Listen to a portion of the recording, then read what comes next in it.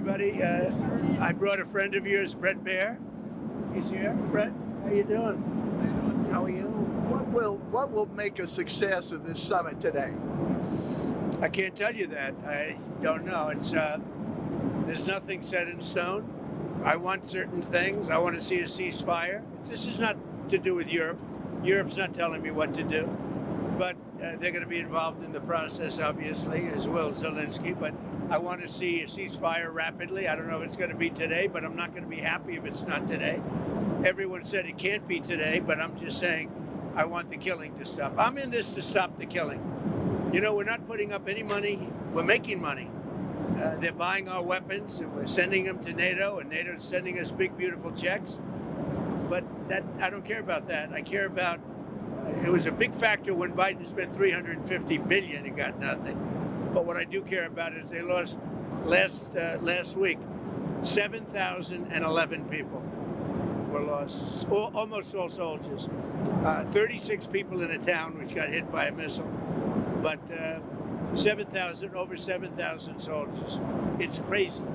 Could you describe a little bit, Mr. President, because I know you've had a lot of phone calls with President Putin. What's the difference in a face-to-face, in-person meeting? Look, he's a smart guy, been doing it for a long time, but so have I. Been doing it for a long time. And here we are with President. That was much more difficult than what I'm doing today, believe me. So we get along. There's a good respect level on both sides. And I think, you know, something's going to come of it. I notice he's bringing a lot of business people from Russia. And that's good. I like that because they want to do business, but they're not doing business until we get the war settled. Are you going to talk about business? Will you do business? We have the hottest country on earth. We have the hottest economy on earth. We have the hottest country. We just set a new stock market record again. We have hundreds of billions of dollars flowing in from tariffs. We're the hottest. We were a dead country, like doornails, a dead country. 1 year ago, we were dead as a doornail, and now we have the hottest country. And he wants a piece of that because his country is not hot economically. In fact, it's the opposite. And China's not doing well economically, but look, I want everybody to do well. The war's got to stop and the killing's got to stop. Mr. President, what do you mean by secure? Thank you for coming back to take questions. We saw that Russia continued its violence into Ukraine last night, launching even more drones. What did you make of that? I think they're trying to negotiate. He's trying to set a stage. I mean, in his mind, that helps him make a better deal. It actually hurts him. But in his mind, that helps him make a better deal if they can continue the killing. Maybe it's a part of the world. Maybe it's just his fabric, his genes, his genetics. But he thinks that makes him, gives him strength in negotiating. I think it hurts him, but I'll be talking to him about it later. It's on the table for discussions today, Mr. President. Are the territorial swaps on the table? Will you be discussing that? They'll be discussed, but I've got to let Ukraine make that decision. And I think they'll make a proper decision. But I'm not here to negotiate for Ukraine. I'm here to get them at a table. And I think you have two sides. Look, Vladimir Putin wanted to take all of Ukraine. If I wasn't president, he would right now be taking all of Ukraine. But he's not going to do it. Mr. President, what did you mean? Just one thing. What about the possibility of the United States providing security guarantees to Ukraine? Maybe. Along with Europe and other countries.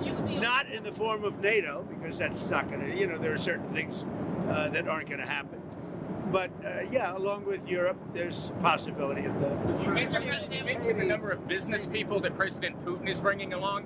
Is that something that you want to discuss with President Putin at this meeting? Yeah, if we make progress, I would discuss it, because that's one of the things that they would like. They'd like to get a piece of what I built in terms of the economy. Just so you know, we were a dead country with our economy. He wouldn't be interested.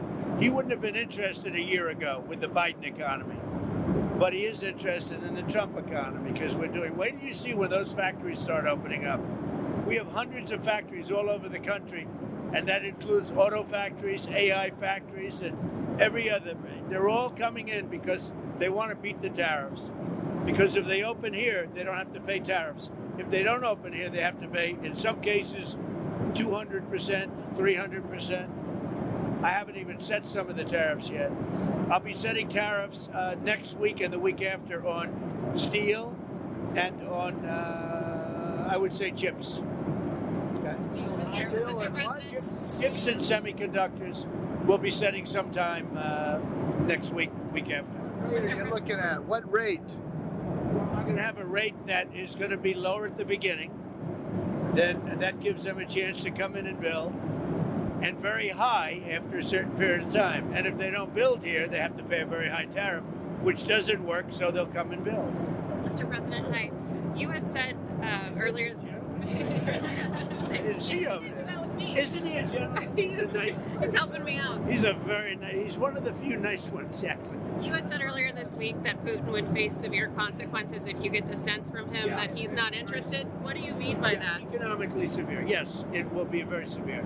I'm not doing this for my health, okay? I don't need it. I'd like to focus on our country, but I'm doing this to save a lot of lives. Yeah, very severe. Thank you very much, everybody.